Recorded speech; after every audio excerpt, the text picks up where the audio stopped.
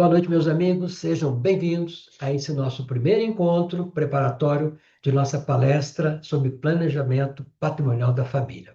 Muito bem, quero iniciar esse vídeo, esse nosso encontro, dizendo o seguinte para você. Toda família que enriquece, de alguma forma, os filhos acabam empobrecendo. É verdade, toda família que enriquece, os filhos acabam, de alguma forma, empobrecendo. Isso é uma realidade. É uma triste realidade, é uma triste verdade, certo? É óbvio que existem exceções, e realmente as exceções justificam a regra, certo? Durante esse encontro você vai entender mais aquilo que eu estou falando aqui. Mas diga no chat para mim se você conhece alguma família que o pai construiu um patrimônio enorme e os filhos depois empobreceram ou perderam boa parte desse patrimônio. Pode ser seu parente, tio, pode ser um tio de um amigo, alguém que você conhece. Coloca aí no chat sim ou não. Ou isto é bobagem. Isso não é normal.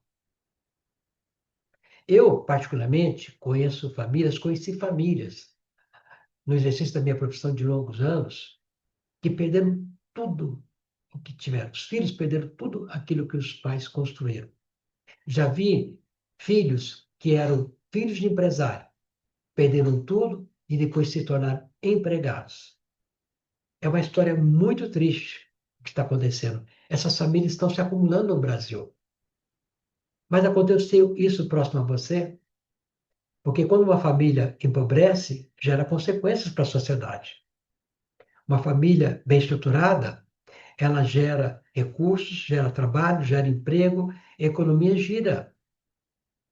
E quando acontece o empobrecimento, atinge o coletivo, a sociedade também empobrece, certo? Então, o que eu quero dizer para você é o seguinte, que nós temos que enxergar o que está acontecendo com essas famílias. O que nós podemos fazer com a nossa expertise, com o nosso conhecimento, para ajudar essas famílias? Eu quero convidar você agora a pensar o seguinte comigo. Vou te dizer algumas palavras muito fortes. A nossa missão é formar famílias, é formar cidadãos que vivam para sempre. Formar famílias, cidadãos que vivam para sempre. A ideia é fazer com que cada um dos nossos clientes, cada um daqueles que estão assistindo esse vídeo aqui, possam viver para sempre. Aí você pergunta, como viver para sempre? Estou aqui para falar sobre ouvir sobre patrimônio. Quando eu falo viver para sempre, eu me refiro a você ser imortalizado para a sua família, dentro de sua família. Primeira, segunda, terceira, quarta gerações seguintes à sua família. Você vai se imortalizar muito por aquilo que você fizer, certo? Por aquilo que você deixar. Essa nossa conversa já é a parte integrante já da nossa palestra, certo? Por isso que é importante, então, palestra de online, gratuita, de planejamento de patrimônio familiar, e quero que você assista com seus amigos. Agora, para quem não me conhece, eu sou o Dr. Walter de Oliveira, sou advogado, meu escritório está em Londrina, Paraná. Antes, porém, por 38 anos, eu fui magistrado. Atuei como juiz, juiz das sucessões, atuei como desembargador.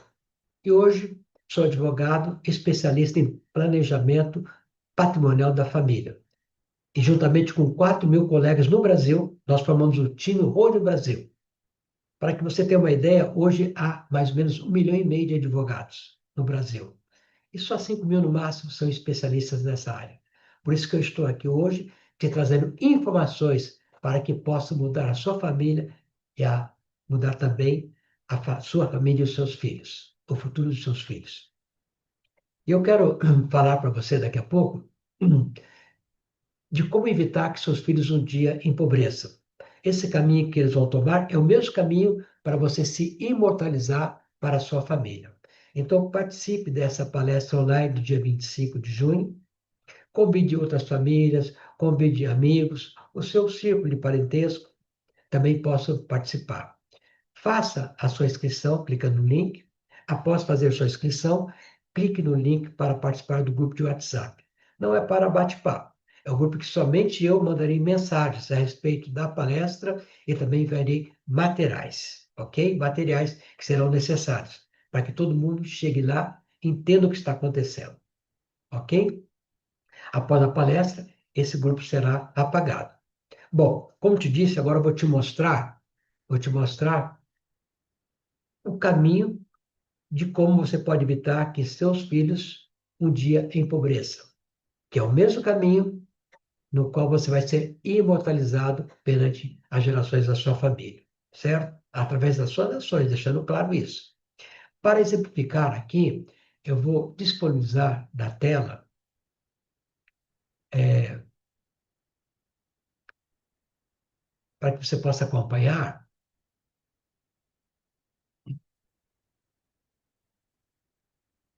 Muito bem. Você conhece essa pessoa? Alguém conhece essa pessoa? Se conhecer, digita aí no chat se conhece. Quem é este homem? Bem, eu vou dizer o nome dele porque acho que poucos conhecem. Esse homem foi conhecido por esta obra, intitulada O Café, pintada por Cândido Portinari. Tenho certeza que todos os mais experientes já viram nos seus livros de história, lá no primário, no ginásio, a respeito dessa foto aí, o café. Eu creio que em preto e branco, certo? Portinari viveu até 62. Naquela época tinha poucas televisões, poucas famílias que tinham televisões, então não sabiam disso, não souberam disso, certo? Mas ele foi imortalizado por esta obra. Veja bem, ele foi imortalizado pela obra que ele fez. Muito bem. Vamos agora a uma segunda foto. Você conhece essa moça aí? Alguém conhece? Escreve aí no chat aí se conhece. Sabe o nome dela? Dou-lhe uma, dou-lhe duas, dou-lhe 10. Ninguém vai saber. Talvez poucos. Mas nós vamos conhecer pela sua obra. Obapuru, conhecida no mundo inteiro, repintada por outros pintores famosos. Ela faleceu em 73. Pouca gente viu o rosto dela, mas todo mundo viu esta obra. Então, veja bem, como te disse, ela foi imortalizada por aquilo que ela fez, por aquilo que ela deixou. Temos mais um também, mais uma pessoa, um homem. Você sabe quem que é? Eu creio que alguns já conhecem já. Esse aí já. Mais recente. Escreve no chat se você conhece ele. Para os que não conhecem, esse foi o autor da obra Dom Casmurro. Eu creio que todos leram. Talvez não os novos, mas se não leram, deve ler. Machado de Assis, certo? Ele foi imortalizado por esta obra. Interessante que nós pensamos que as pessoas imortalizadas estão mortas, mas tem gente que está vivo e está imortalizado.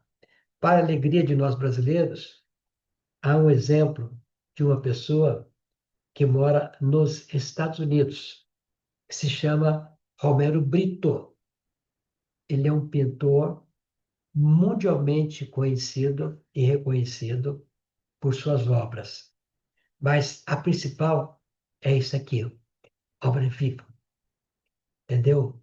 Então, ele tem duas galerias lá no sul da Flórida e ele é famoso em vida. Então, eu quero dizer para você o seguinte, que as pessoas, certo? Elas são lembradas por aquilo que elas fazem, por aquilo que elas deixaram para gerações futuras, certo? E o que nós estamos vendo hoje, as famílias vêm formando patrimônio, e na medida que as gerações vão nascendo, vão passando, esse patrimônio vai se diluindo, vai se perdendo. E isso é um equívoco enorme, porque não atrapalha somente aquela família envolvida, vai criar um grande mal para a sociedade. Vamos imaginar, ao contrário, se essas famílias, a cada geração, crescessem em patrimônio. E seria bom para todo mundo, para quem está crescendo, para a sociedade, até para o Estado. O Estado fica satisfeito quando você enriquece, porque vai gerar mais contribuição, gera mais recursos para o Estado. O Estado também está atento para que as pessoas aprendam a como organizar o seu patrimônio de uma maneira mais eficaz e mais adequada. E qual que é o problema? Qual o problema? Qual a forma de organizar o patrimônio? Nós, brasileiros, temos uma forma em que nós aprendemos errado. Aprendemos errado a organizar patrimônio. Acredite em mim. Você aprendeu errado a formar o seu patrimônio familiar. Na verdade, eu acho que nunca ninguém aprendeu. Ninguém te ensinou em momento algum. Nem seus pais, nem a escola, nem a faculdade. Acredite, nem no curso de Direito se ensina isso. Como organizar matéria, como organizar o seu patrimônio. Ou organização do patrimônio. Não tem, não existe. Certo? Não tem, assim como alguém perguntou, qual que é a melhor forma inteligente de eu comprar um imóvel, de eu comprar um carro de alto valor, de eu comprar um patrimônio imobiliário. Não estou falando aqui sobre educação financeira, estou falando sobre educação patrimonial. Nós, os brasileiros, aprendemos errado. E por que aprendemos errado se nunca ninguém nos ensinou o certo e o errado? Como aprendemos coisa errada? Você pode perguntar. O errado não precisou ser aprendido. Ele é uma questão cultural. Por quê? Deixa eu te explicar. Aqui no Brasil, nós temos o imposto sobre a herança e a doação. Todo mundo já ouviu falar desse imposto. Quando uma pessoa falece, os filhos, para ter acesso à herança, precisam pagar esse imposto. Em Portugal, esse imposto não existe até a segunda geração. O pai tem patrimônio, um alto patrimônio, ele falece e deixa tudo para o seu filho, sem pagar um centavo de imposto. Se por acaso o filho morrer antes do neto, o avô vai deixar tudo para seu neto, sem pagar um centavo de imposto. Que é uma coisa lógica. Quando lá adquire o imóvel, já pagou todos os impostos necessários, não tem uma lógica. A cada geração o seu cobrado imposto. Isso não está correto. O pai comprou o imóvel, pagou imposto, faz sentido então que nenhuma geração pague impostos sobre aquele imóvel. Quando a gente fala direito de família no Brasil, todo mundo já sabe que a união estável é problemática, precisa de um contrato, senão vai dar problema. Morou junto um pouco tempo, tem direito a tudo. Todo mundo sabe disso aí. Agora, o que as pessoas não sabem é sobre a formação patrimonial. As pessoas não têm muita noção dos problemas que envolve uma formação patrimonial. Quando o nosso país, Brasil, foi descoberto, lá pelos portugueses, éramos como uma colônia portuguesa, certo? Logo, éramos parte de Portugal. Assim sendo, então, chegaram aqui as primeiras expedições portuguesas para moradia. Então, o que aconteceu? Vou aqui disponibilizar.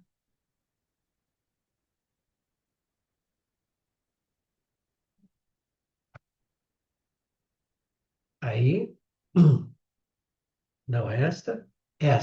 O que que você vê aí? Uma parte do Brasil, Brasil ali praticamente colônia. E o que são esses? O que é isso? São as capitanias hereditárias. Aqui está o nome dos herdeiros. Primeiro dos pais, depois dos herdeiros. Por que isso, capitania hereditária? Porque, bem simples, o imóvel é do pai, ele faleceu, vai para os filhos, sem nenhum pagamento de imposto, certo? Isso aconteceu no Brasil. Essa é a regra em Portugal. Não pagar imposto da transferência de imóveis de pai para filho. O Estado não intervém. O Estado não vem para tirar um pedaço, não. O problema foi que o filho do rei, uma tarde, teve uma grande ideia, desembanhou a espada e disse: independência ou morte. A partir daí, nós nos tornamos um país livre de Portugal. Então disseram: precisamos então fazer nossa Constituição. Somos um novo país, o Brasil. Precisamos de leis para esse país. Não vamos adotar, nós adotamos as regras de Portugal até agora, mas não vamos adotar mais. Naquela época, os brasileiros compravam imóvel e, quando morria, deixavam para os seus filhos, não pagavam imposto, segundo as regras de Portugal. O Brasil não colocou inicialmente o imposto sobre a herança. Não. Demorou alguns séculos.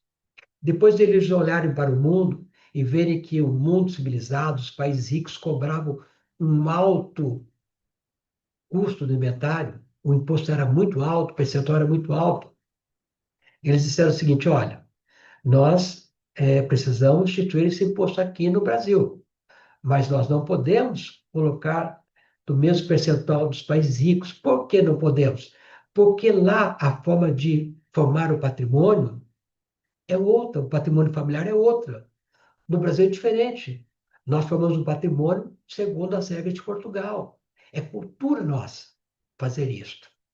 Então, o imposto colocado ali foi no percentual de 4%, o imposto de herança, sobre herança. Muito bem. Agora vou dar um pulo até 2014. Vocês sabem o que aconteceu em 2014? Foi o escândalo do Petrolão, a Lava Jato desmontou esse escândalo. Houve uma consequência de uma crise econômica enorme, porque empresas faliram, o governo não vendia mais, obras foram paralisadas, certo? E tudo ficou difícil. E qual foi a solução que os políticos encontraram? Só tinha uma: aumentar os impostos. E esse imposto sobre herança passou de 4% para 8% o limite desse imposto. E aí, então, diziam os governos estaduais: vai ficar tudo bem. Sabe por quê? Porque ninguém sente, ninguém vai sentir. Só sente quando morrer alguém da família. Aí sim. Caso contrário, não tem problema. Você sabe que o falecimento de uma pessoa causa até assim a gente fica até meio chateado, porque o sistema vem em cima para tirar pedaços do patrimônio. Vem o cartório, tira um pedaço, vem outro cartório, tira um pedaço, vem outros cartórios, por causa das certidões, tiram outros pedaços, vem o Estado e tira um pedaço maior, até nós advogados, porque a lei exige que haja advogado no inventário. Então, o que acontece?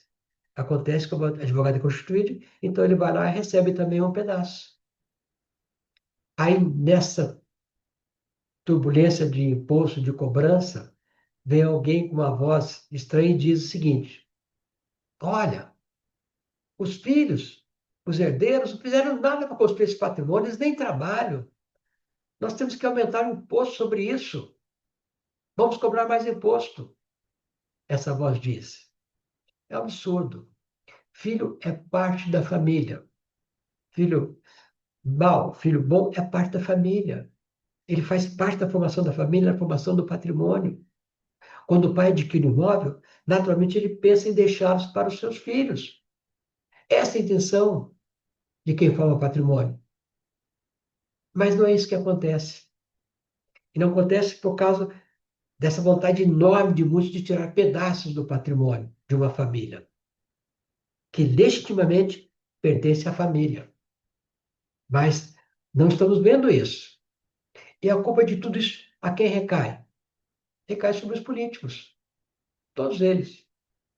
Quando o político se elege, especialmente no executivo, ele quer trabalhar a favor do seu país, quer construir estrada, quer melhorar a saúde, quer construir ponte, quer dar segurança.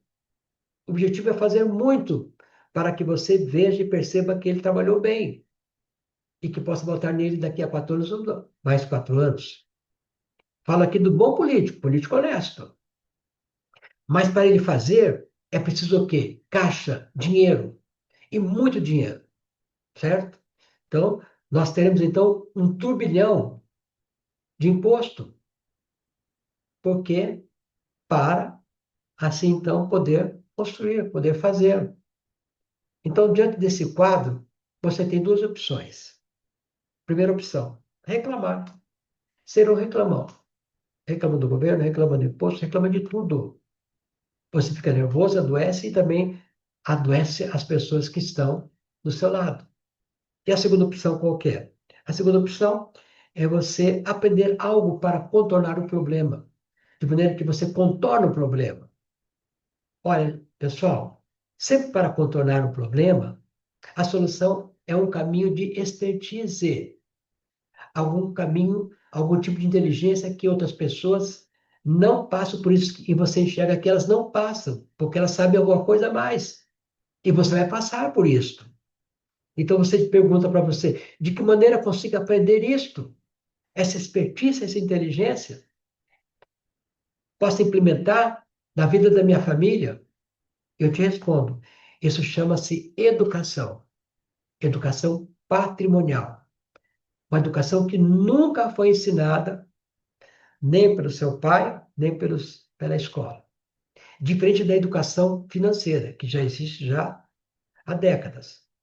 Há muitos anos atrás, você deve se lembrar, os mais aí experientes, que nós recebíamos cheque nominais. Nosso salário era pago por cheque nominal. Aí nós íamos lá no banco, estávamos na fila lá, gastávamos, pagávamos o que nós devíamos e depois, se não pagava, pedia mais vale. E assim esperava outro mês é aquela rotatividade de dívida, certo? O primeiro banco que ofereceu uma conta diferenciada foi o Banco Real. Ofereceu a conta aos universitários. Já foi um avanço já. Agora, recentemente, agora, os bancos digitais abrem conta para você sem que você tenha dinheiro. Porque eles sabem que você vai colocar depois dinheiro. Então, isso é um avanço sob o ponto de vista de educação financeira. Ok? E o interessante é que as pessoas estão agora conseguindo ter um pouco mais de dinheiro por causa dessa evolução financeira. E na medida que elas estão tendo mais dinheiro, elas vão adquirir bens. O problema é que estão adquirindo bens de forma errada. Agora, então, a educação já não é mais a financeira. A educação necessária é a educação patrimonial. Ou seja, de que maneira eu vou adquirir uma casa de forma correta? De maneira que eu possa adquirir coisas com segurança. Isso é o tema da nossa palestra do dia 25 de junho. Que vou te ensinar como organizar o seu patrimônio e como protegê-lo para evitar que seus filhos o percam quando você não estiver mais aqui. Vou te dar agora alguns exemplos interessantes sobre uma boa educação patrimonial. Você conhece Abílio Diniz? Abílio Diniz, o dono do Grupo Pão de Açúcar? Alguém já ouviu falar do inventário dele? Alguém ouviu falar já de brigas entre os herdeiros? Não. Agora vamos dar o exemplo de patrão e empregado, certo? Para que você tenha uma ideia bem clara. Chico Anísio, um homem rico, faleceu. Um artista. Esse inventário foi uma confusão. Os herdeiros brigando. Foi uma confusão. Mas ele não era empresário. Ele era um artista. Faltava ele o conhecimento da educação patrimonial. Agora, o chefe dele, Roberto Marinho, dono da Rede Globo, esse era um super empresário. Alguém ouviu falar do inventário dele? Não, não teve inventário. Briga entre herdeiros? Não teve briga entre herdeiros. E os dois eram ricos, mas Roberto Marinho era muito, muito, muito, muito mais rico que Chico Anísio. Outro exemplo, outro exemplo. Você lembra do falecimento de Hugo Liberato? Ele é empregado do Silvio Santos. Também um artista, um apresentador de renome. Problemas, inventário, despesa de inventário. Depois parece Silvio Santos. Não tem nada disso. Por que então você pergunta, esses empresários, mega empresários, estão no nível que não tem problemas? Que expertise é essa? Que inteligência é essa? Que eles têm, que eles dominam, outros não têm. E olha que as pessoas mais ricas, ricas mesmo, ricas, não estão no nível desses aqui, porque não têm conhecimento. Então cai na mesma vara que o comum cai. O que nós precisamos chegar é o seguinte: o que nós podemos fazer em prol dos nossos filhos? O que você pode fazer em prol dos seus filhos? Para que eles obtenham esse tipo de satisfação no futuro. Até então, praticamente proibido às pessoas comuns. E agora, meus amigos, eu quero dizer o seguinte: antes de finalizar este nosso encontro preparatório, nós estamos vivendo um momento difícil, diferente da história. Por quê? Lembra quando eu falei em 2014, lá da crise do petrolão, certo? Houve uma paralisação do país de quase 2, 3 anos, ok? Vou me referir agora à pandemia do Covid, 2020 para cá. Foi uns 2, 3 anos aí terríveis. A produção mundial cessou dos bens, alimentos, diminuiu. A economia ficou parada por muito tempo. No Brasil, aqui, os estados quase quebraram. Os estados bancaram isto, secaram os seus cofres. O governo federal também secou seus cofres. E qual o caminho que se tomou? Qual o caminho que se pode tomar?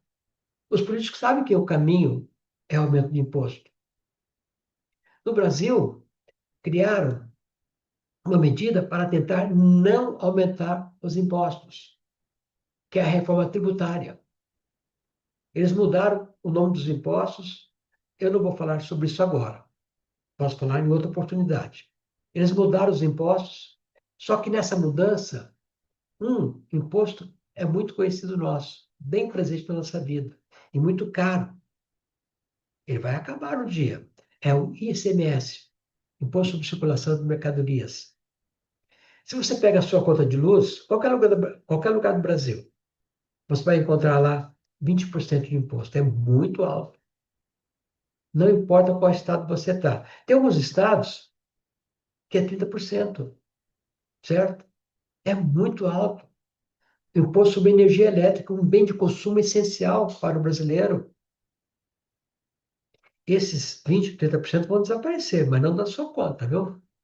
Vai desaparecer da conta dos estados. Eles vão perder com esta reforma tributária. E já reclamaram com o governo federal, e não foi agora, já reclamaram já. Esse projeto está em andamento faz tempo. Reclamaram. Aí que disse o governo federal? Não, calma aí, gente, calma aí, calma aí. Vou tirar daqui e vou te dar ali. Mas como tirar daqui e dar ali? Só está tirando. Ele diz, não.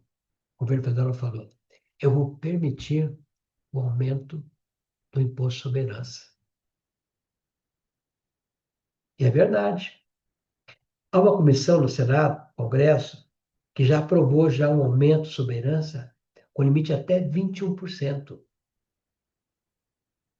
Era 4, passou para 8, agora vai para 21. Pode até subir mais ainda, certo? Então, isso aconteceu. Após a pandemia, agora o limite vai ser 25, 21%. E esse projeto, essa resolução está caminhando muito rápido. E eu creio que na semana que, não, o ano que vem, melhor dizendo, já está aprovado. Então, nós teremos um imposto sobre a herança de 21%. Olha, resumo da história. Menos de 5 anos. O que era 4 passou para 8 e agora pode passar, e vai passar no ano que vem para 21%. E durante a palestra nós vamos estudar esses números. E vou mostrar a você o que fazer e como fazer. Agora eu quero te deixar você calmo. Não precisa se apavorar, não precisa correr, não se desespere. O limite do percentual de 21% já está aprovado. Vai ser implementado ano que vem, mas tem tempo, pera lá, tem tempo. Não precisa correr. Aguarde, porque na palestra de Sistema de Educação Patrimonial, você vai entender o que está acontecendo e depois poderá tomar a sua decisão. Se esse sistema cabe a você e a sua família ou não. Agora eu vou te dizer, não mais o pai enriquece e o filho empobrece, mas sim o pai enriquece e o filho cada vez mais acresce o patrimônio. Enriquece mais ainda. Aquela migração de patrimônio de uma pessoa para outra, vai parar o patrimônio, passa a ser um para outro, não para? Não. Agora vai ficar onde precisa ficar, eternamente com a família. Então, este é o seu legado. É isso a sua mortalidade. O meu avô, meu bisavô, meu tataravô deixou isso para mim, vai dizer lá na frente. Porque você se preparou, você se organizou, certo? E é como se você estivesse trazendo os seus bens para um cofre. E ali está protegido, nada atinge, nada. Quem é o dono do cofre? A família. Mas quem é o dono da chave? Você. Da senha? Você.